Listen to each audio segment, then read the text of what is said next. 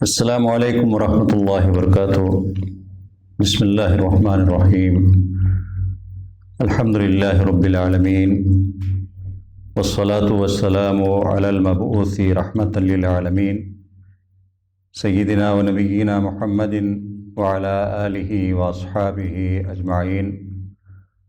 اما بعد،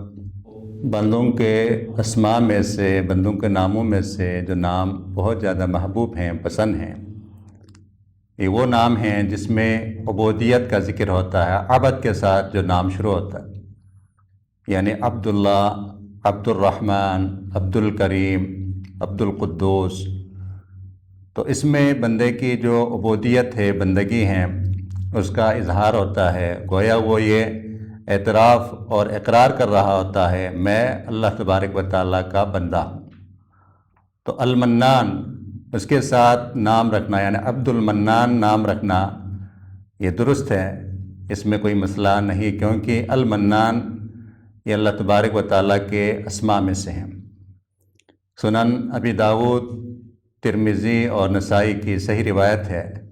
شیخ البانی رحمہ اللہ تعالیٰ نے اس روایت کو صحیح کہا ہے کہ اللہ کے رسول علیہ الصلاۃ والسلام نے ایک شخص کو دعا کرتے ہوئے سنا، وہ اپنی دعا میں یہ کہہ رہا تھا، اللہم انی اسألک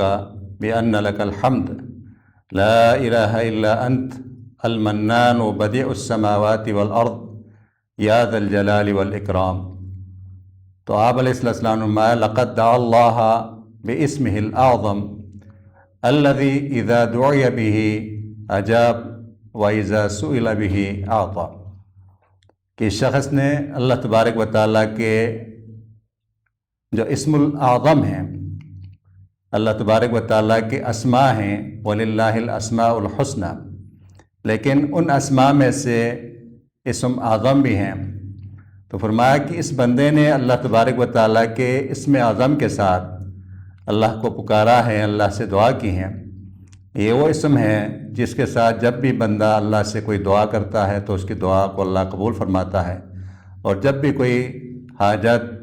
اللہ کے سامنے رکھتا ہے، اللہ سے سوال کرتا ہے، تو اللہ تبارک و تعالیٰ اس کی حاجت کو پورا کرتا ہے، اس کے سوال کو، یعنی جو وہ اللہ تبارک و تعالیٰ سے مانگتا ہے اسے عطا فرماتا ہے۔ تو اس میں اس شخص نے یہ جو کہا المنان، اور آپ علیہ السلام نے اس کی تائید فرمائی،